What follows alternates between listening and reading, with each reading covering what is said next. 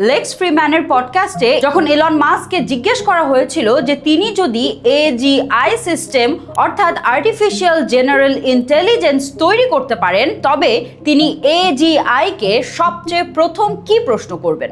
আর Elon Musk যে উত্তরটি দিয়েছিলেন তা শুনে আমার সত্যি মাথা ঘুরে গেছে। এলন সরাসরি বলে দিলেন সিমুলেশনের বাইরে কি আছে। এলন মাস্কের মতো অন্তত বুদ্ধিমান একজন মানুষও এটা বিশ্বাস করেন যে এই দুনিয়াটা আসলে বাস্তব নয়, বরং এটি প্রোগ্রাম করা কোড বা হয়তো কোনো উচ্চতর সত্তা তৈরি করেছে। এরপর আমি একটি ডকুমেন্টারি খুঁজে পাই যেখানে এরিক সোয়ানসন এবং কিছু পদার্থ বিজ্ঞানী সিমুলেশনের উপর পরীক্ষা নিরীক্ষা করেছিলেন।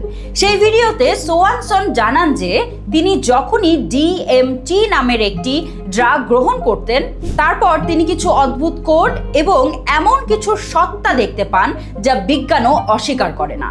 এমন আরো সায়েন্স ফ্যাক্টস জানতে পেজটি ফলো এবং সাবস্ক্রাইব করতে ভুলবেন না।